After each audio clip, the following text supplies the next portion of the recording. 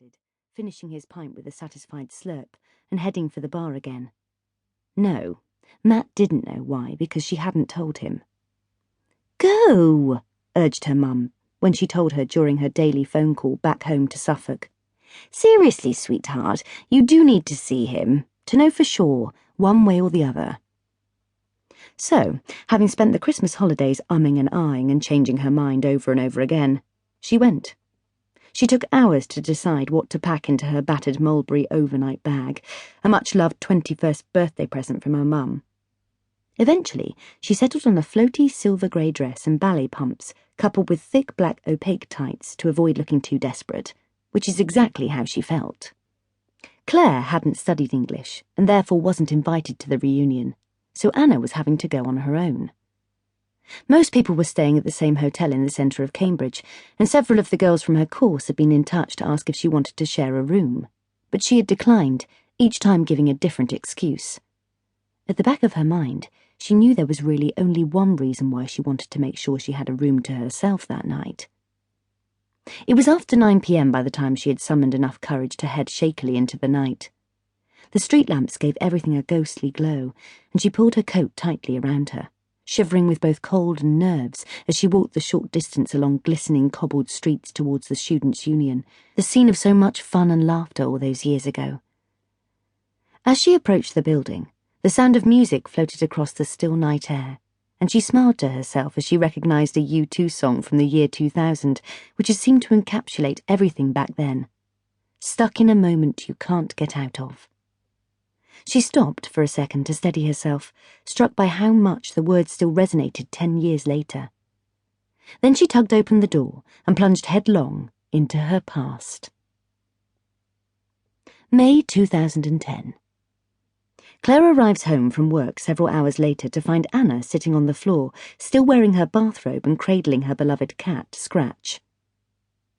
"Anna?" she says curiously, her high heels making a satisfying click on the stone floor as she walks into the kitchen. "What's the matter? What are you doing down there? And why aren't you dressed?" She unbelts her chic beige Mac, shrugs it off, and dumps both the coat and her sleek black Smythson briefcase on the table, then stands with her hands on her hips, frowning down at Anna as she waits for an answer. Anna doesn't reply. She's not ready to put it into words just yet. To voice it is to make it real. Instead, she snuggles Scratch's soft nut-coloured fur and closes her eyes. Clare has brought in with her the sweet, damp smell of late spring, and for a moment Anna thinks how intoxicating it is. "Better than any perfume," she murmurs. "What?" says Clare, confused, the frown lines on her forehead smoothing slightly. Clare has many wonderful qualities, but patience isn't one of them.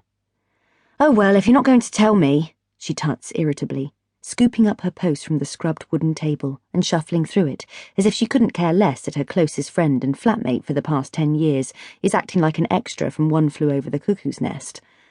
Anna places Scratch on the floor, where he looks at her curiously before flicking his tail and heading off in search of food. "Bored with you now," he seems to be saying. She reaches into the pocket of her bathrobe, where the invitation has been hiding guiltily all afternoon. Her heart bangs as her fingers close around it, and she pulls out the envelope, noticing as she holds it out towards Clare that her hands are shaking. "Invitation to Toby's wedding." She coughs slightly as she speaks, her throat dry and constricted. "Oh," says Clare, glancing knowingly at her and depositing her own post back on the table. She opens the envelope and looks at the invitation. "Well, at least he invited you," she begins tentatively, her dark eyes flickering towards Anna again. "And you've got a +1. That means I can come with you and keep an eye on you." "No!" Anna shrieks, making them both jump. She shakes her head fiercely. "I'm not going! How the bloody hell can I?" Clare sighs a long, deep sigh. "You should go, Anna," she says, looking at her from under her long, dark lashes. "It might help you accept the way things have worked out, to put it behind you once and for all." "You said that about the reunion, and look what happened!" Anna shoots back triumphantly. For once, she has the last word. January 2010. The room was remarkably unchanged. The scuffed wood